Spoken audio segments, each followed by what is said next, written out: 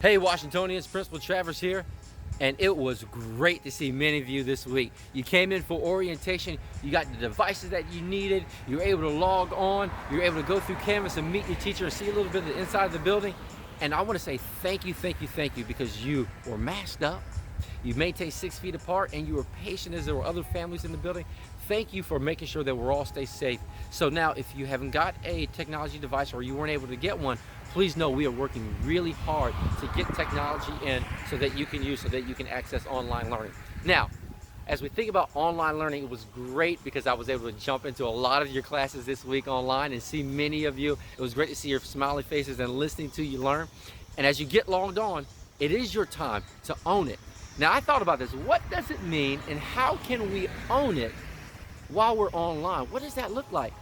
So check out these pictures, check out this, and I'll talk to you a little bit about what it's going to mean, what it means to be engaged and ready to learn and do two things: be respectful and responsible while we're virtually learning. Check it out. So, boys and girls, when we are in our live sessions, we want to make sure that we're respectful. We're thinking about ourselves, we're thinking about others, we're thinking about other people's living spaces that they're in. So one way you can be respectful is when you log on and you have your microphone, go ahead and put it on mute. That way, nobody hears what's happening in your home and the sound doesn't get into their living space. And it gives you opportunity to get ready to listen.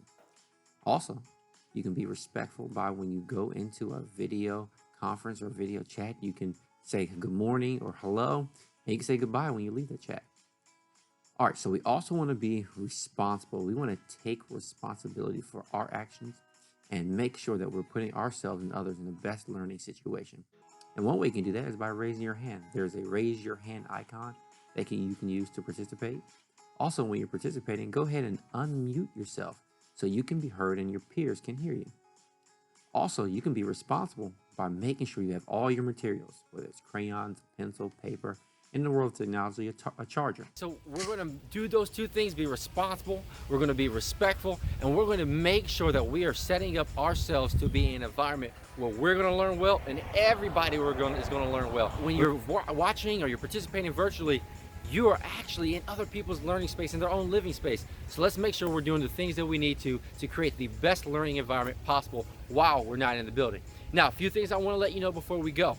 We are still having lunches and breakfast given out, so make sure you stop by between 11 and 12 to the side door and grab a lunch. We're doing that Monday through Friday. We'll keep doing that. We've got a GCS Learning Lab right here in our building. That's right. You can sign up to have your Washingtonian come to the building from 9 a.m. until 1 p.m. They'll get breakfast and they'll get lunch. You can make sure that you've got Wi-Fi and the connectivity that you need. Check out our website, check out the link that's already here on Facebook. Spaces are limited, so the faster you can do that, the more likely you will be to get in that position.